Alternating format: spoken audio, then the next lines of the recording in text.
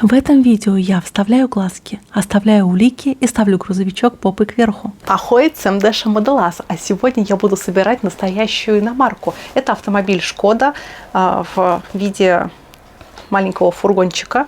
И это Шкода 1986 года. Настоящий маленький ретро-автомобиль. Очень добренький. К тому же его было очень легко собирать и красить.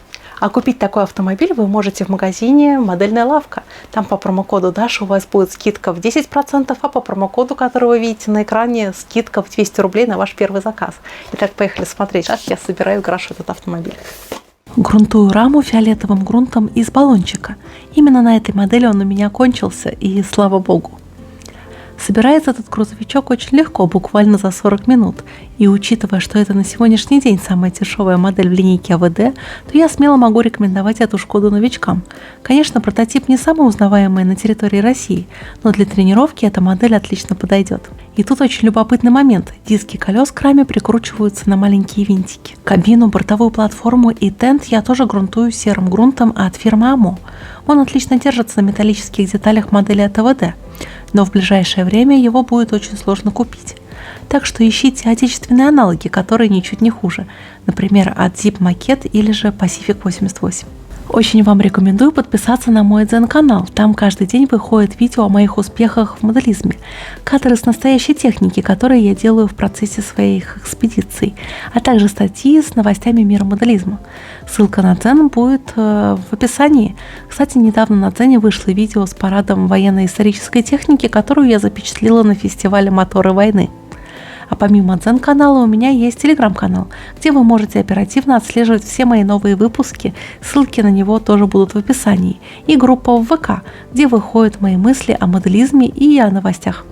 А также напоминаю, что увеличенные скидки по моим промокодам на лавке действуют до конца августа, так что успей их применить. После того, как грунт высох, я начинаю окрашивать в модель необходимые мне цвета. Раму вначале окрашу в черный цвет. Если посмотреть на фотографии этих грузовичков, то можно обратить внимание, что некоторые части рамы окрашены в цвет кабины и грузовой платформы. Но я все равно вначале окрашу раму в черный цвет. И тут мне на помощь придет акрил от Gemscale. А потом я уже аэрографом аккуратно прокрашу бензобак и силовые конструкции рамы, которые будут видны на модели. Очень интересен тент на этой модели. У него отлично развит рельеф в виде складок, и надо будет это аккуратно обыграть.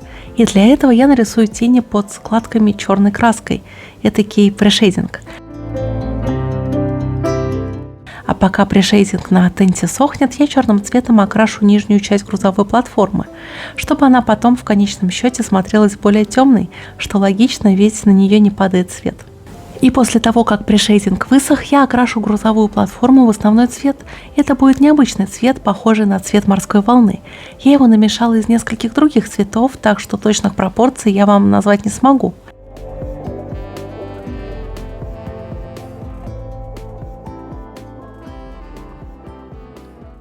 Окрашу тент в синий цвет. И мне почему-то очень нравится, когда тенты именно синего цвета. И вообще эта модель получилась очень яркой, что меня очень радует.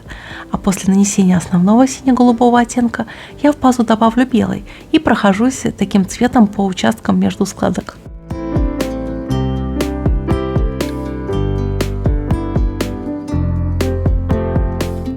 А вот кабину я сделаю несколько нестандартно. И на всех тех немногих фото этого грузовичка в интернете, что я видела, кабина и кузов выполнены в одном цвете.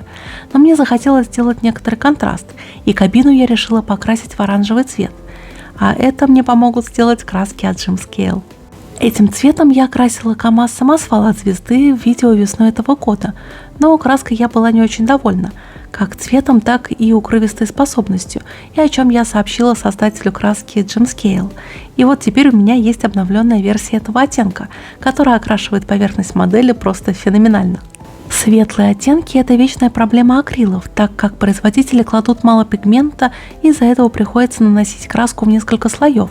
А краска оттенка коммунальные службы, именно так она теперь называется, а не хурма, лишена этого недостатка. Приятно, когда к твоим замечаниям прислушиваются производители. Ну а главный недостаток красок от Gemscale – это то, что его пока невозможно купить в магазине «Модельная лавка». Вот в такой цветовой гамме у меня получился чешский грузовичок. Хоть и не по канону, но мне очень нравится. А вручную я окрашу глушитель и выхлопную систему, и также диски. Этот причудливый грузовичок, чем-то смахивающий на нашего УАЗика-головастика, почти неизвестен на территории бывшего СССР, и я сама не знала о его существовании до выхода модели от АВД. Тем интересна была работа над этим грузовичком. Благодаря АВД можно немножко приблизиться к автопрому стран Восточного блока. Из автопрома наших бывших союзников мне, например, вспоминается только немецкий Трабант. А теперь настало время смывки. Для кабины я буду использовать черно-коричневую смывку, и она идеально подходит под оранжевый цвет. А для тента и кузова я возьму черную смывку, а излишки я удаляю кисточкой, смоченной в White Spirit. Шкода 1203 – самый популярный в Чехословакии коммерческий автомобиль 20 века. Шкода 1203 стала олицетворением эпохи и буквально сопровождала чехов и словаков в течение всей жизни, как карета скорой помощи, катафалк, пассажирский автобус, грузовичок и транспортное средство для самых разных типов перевозок. Легкие коммерческие автомобили Шкода 1201 и 1202 выпускались на заводе в Выхролби в конце 50-х, и они были построены на основе пассажирских моделей и не могли обладать объемным кузовом или большой грузоподъемностью, а присущая им конструкция с трубчатой рамой со временем была признана устаревшей. Поэтому весной 1956 года инженеры приступили к разработке более современного фургона. И с самого начала они выбрали компоновку, при которой двигатель был расположен под передними сиденьями. И таким образом у автомобиля не было визуально выступающего капота.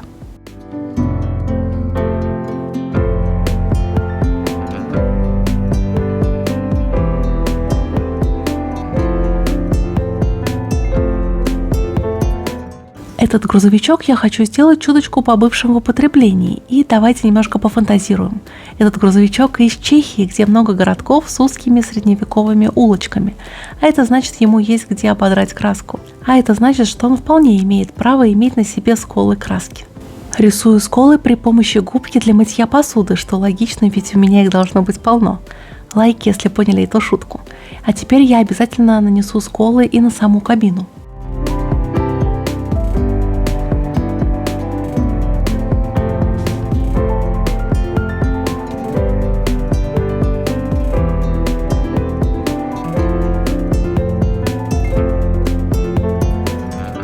Переношу регистрационные номера в виде декали на грузовичок. По-моему, это чешские номера. И я знаю, что меня смотрят из Чехии тоже. И напишите, так ли это и к какому региону, если, конечно, это отображается в номерах, они принадлежат.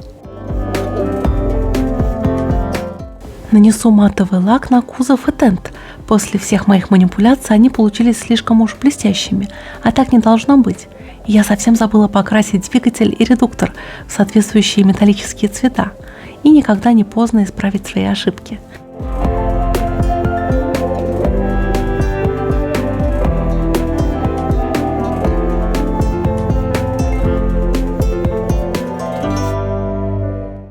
Сухой кистью я выделю рельеф в начале ходовой части грузовичка, а затем кабины и кузова с тентом.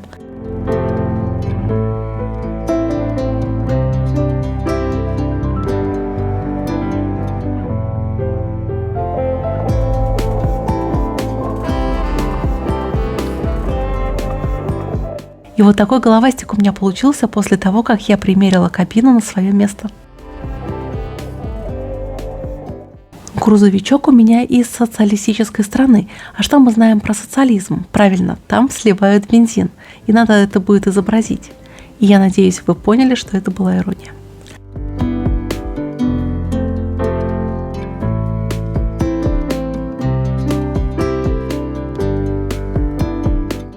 А приемом масляные точки я придам грузовичку еще большего шарма. Тут я использую масляные краски разных оттенков серого и растушевываю их широкой кистью, чуть смоченной в White Spirit. Серийное производство Шкода 1203 началось 20 ноября 1968 года, и изначально Шкода 1203 производился для грузоперевозок. Обладая достаточно компактными габаритными размерами, автомобиль имел грузоподъемность во внушительные 950 кг, что практически равнялось массе без нагрузки в 1170 кг.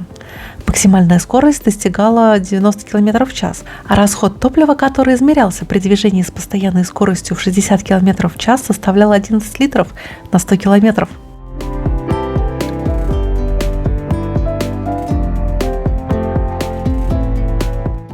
Но и заключительный этап работы над социалистическим грузовичком – это нанесение грязи. Делать я это буду при помощи специальной жидкости Атамо, аэрографа и широкой старой кисточки. Благодаря такому нехитрому приему грязь получается очень натуральной. Шкода 1203 продавалась не только на рынках стран Варшавского договора. Автомобиль экспортировался во Францию и в Бельгию, а также в такие дальние страны, например, как Египет. И кроме того, в 1971 году было построено 2 удлиненных автомобиля, которые использовались для различных целей. И, например, для перевозки гоночных Шкода 100L, выступающих в европейском чемпионате по шоссейно-кольцевым гонкам. Модель Шкода 2103 выпускалась на заводе до 1981 года, а общий объем производства составил почти 70 тысяч автомобилей.